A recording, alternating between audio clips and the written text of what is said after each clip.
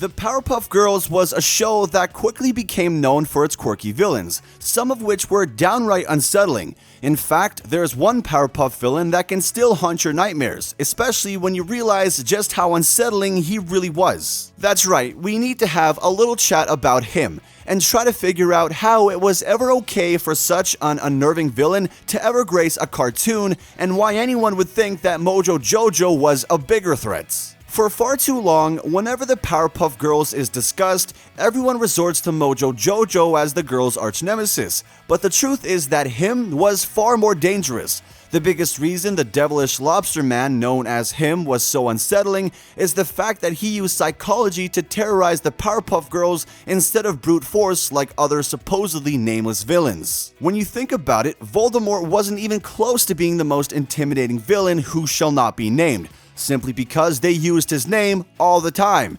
Him, on the other hand, was an entirely different story. He was so unnerving that fans never learned his true name because even the narrator of the show was too afraid to say it. Him stood out among the rest of the villains in the Powerpuff Girls because of his androgynous appearance.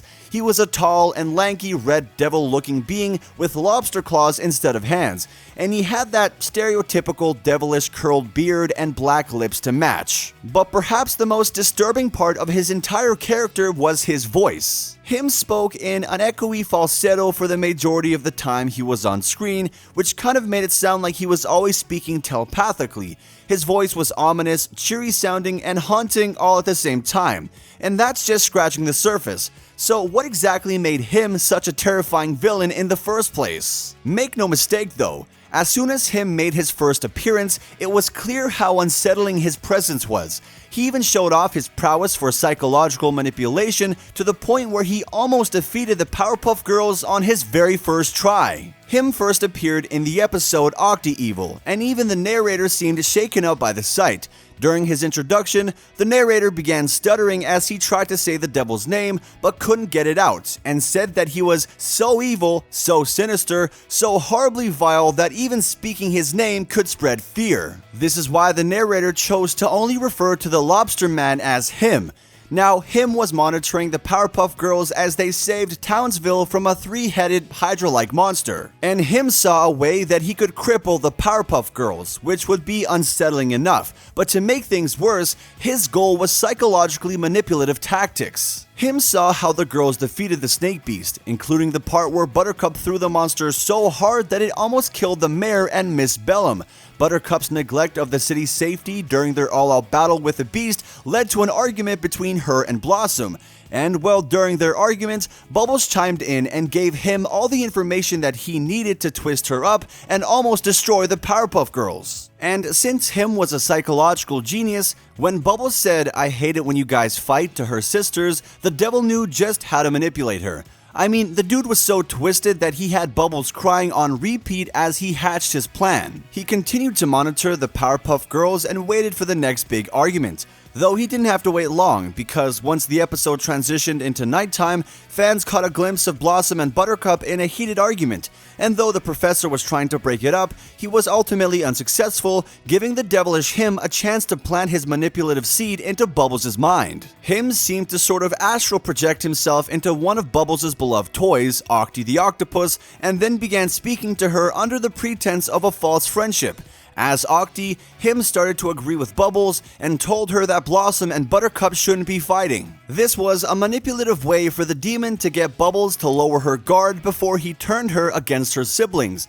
Him told Bubbles that Blossom was to blame for being so controlling, and even went as far as saying that Buttercup should be in charge. He continued to push Bubbles to doubt Blossom later the next day while they were out on a mission. After Blossom told Bubbles to leave Octi behind during the fight, Octi, who was still being controlled by him, told Bubbles that she didn't have to listen to Blossom.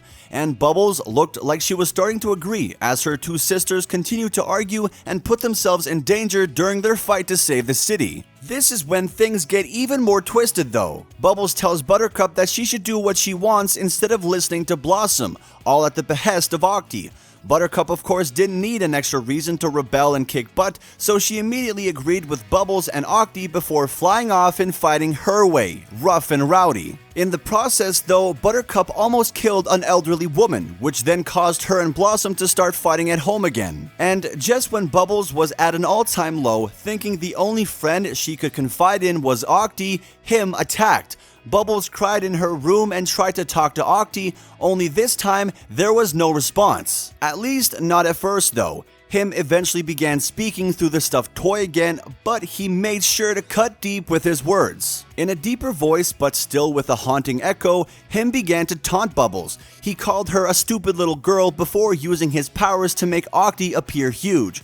Him, through Octi, explains to Bubbles that the only reason her sisters were fighting was because of the things that she did while listening to one of her toys, referring to himself of course. Him mocked her for doing everything that he told her to do before telling her that he was going to take over the world. And I guess he must have felt pretty safe with the Powerpuff Girls seemingly out of commission because he left the room right then and there, just like the Kool-Aid Man as he busted through the wall. And the villain may have been successful too, but he counted the young girl out a little too soon. Bubbles pursued him on her own, and him, as twisted as he was, had no qualms about fighting a child and proceeded to dominate Bubbles during their fights. But as soon as she let out a loud cry of pain, it was all over. Without hesitation, Buttercup and Blossom showed up to help, and together the Powerpuff Girls saved the day. The episode ended on a positive note, but a lot of people seriously gloss over the fact that Him almost took down the Powerpuff Girls, and he almost took over the world without even having to fight them at first.